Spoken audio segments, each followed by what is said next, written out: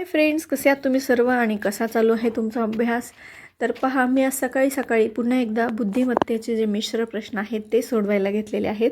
कारण की माझे ते पूर्ण सोडवून झालेले नाही आहेत. तर बाळ झोपल्याच्या नंतर मग मी हे प्रश्न सोडवायला घेतलेले होते. आणि गणिताचे सुद्धा जे मिश्र प्रश्न आहेत ते सुद्धा मला सोडवायचे आहेत. त्याचबरोबर माझ्या गणिताच्या प्रश्नपत्रिका सोडवायचं कामसुद्धा चालू आहे. तर गणिताच्या ज्या प्रश्नपत्रिका आहेत त्या मी म्हणजे स्वतः घरी काढलेल्या आहेत, त्या कुठूनही घेतलेल्या नाही आहेत किंवा PYQ सुद्धा नाही आहेत. पण अतिशय महत्त्वाचे असे गणिताचे जे ते प्रश्न आहेत, वेगळ्या पुस्तकांचा रेफरन्स घेऊन ते प्रश्नपत्रिका काढलेले आहेत आणि त्याच मग मी सोडवत आहे. तर याचबरोबर माझ्याकडे आणखी काही प्रश्नसंच आहेत, पोलीस भरतीचे आहेत, तलाठीचे आहेत. तर ते सुद्धा मी सोडवणार आहे. म्हणजे गणिताची चांगली प्रॅक्टिस माझी होऊन जाईल, गणित बुद्धिमत्ता या दोनही विषयांची. त्यामुळे आणि त्यानंतर मग मराठी आणि इंग्रजीसाठी माझ्याकडे प्लॅनर आहे, त्यांचासुद्धा कंपॅरेटिव्हली अभ्यास माझा चालू आहे. तर मराठी आणि इंग्रजी हे 10-10 प्रश्न आणि 20-20 मार्कासाठी असणार आहेत. आणि जास्त वेटेज आपलं आहे गणित बुद्धिमत्ता, 20 प्रश्न 40 मार्क. त्यानंतर GK जे आहे 20 प्रश्न 40 मार्क या पद्धतीने आहे.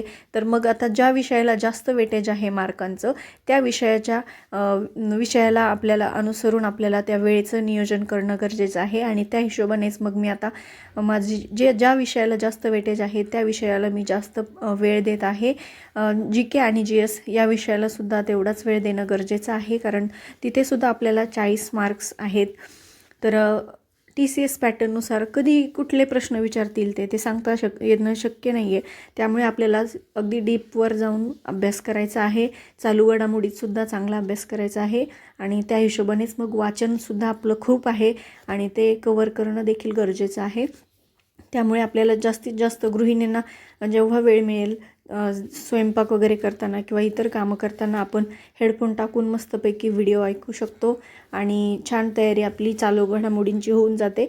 GK GS आपल्याला जेव्हा वेळ मिळेल, जितका वेळ मिळेल तेवढ्या वेळेत आपण ते GK GSची सुद्धा तयारी करायची आहे, वाचायचं आहे. अजिबात वेळ वाया न घालवता वाचन सारखं करत राहायचं आहे. त्यानंतर जर आपली परीक्षा पुढे ढकलली तर मग आपल्याला आणखी वेळ मिळू शकतो. परंतु जर 10 जानेवारी नंतर लगेचच परीक्षा जर डिक्लेअर झाली तर आपल्याकडे अजिबात वेळ नाही आहे. त्यामुळे आपल्याला वेळ दवडवून अजिबात चालणार नाही. तर आज मी ICDSचं सुद्धा बऱ्यापैकी वाचन केलेलं आहे. त्यानंतर मग मी रात्रीच्या वेळेला पुन्हा GK GS हे जे आहे टॉपिक विषय आपले, तर त्यातील मी वाचन करायला घेतलेलं आहे. तर आपल्याला GK GSमध्ये इतिहास आहे, भूगोल आहे, नागरिकशास्त्र आहे, अर्थशास्त्र आहे, सामान्य ज्ञानसुद्धा आहे आणि विज्ञानामधील सुद्धा काही घटक विचारले जातात. त्याचप्रमाणे घडामोडी, चालू घडामोडीमध्ये खूप काही आहे, क्रीडा घडामोडी आहेत, भरपूर काही आहे. त्यामुळे आपल्याला GK GSमध्ये 20 प्रश्नांसाठी खूप जास्त अभ्यास करावा लागणार आहे. आणि तरीसुद्धा ऐनवेळी आपल्याला किती मार्क्स मिळतील किंवा काय प्रश्न विचारले जातील हे आपल्याला सांगता येणं शक्य नाही. आजच्या व्लॉगमध्ये एवढंच. भेटूयात पुढील एका नवीन व्लॉगमध्ये. तोपर्यंत बाय बाय.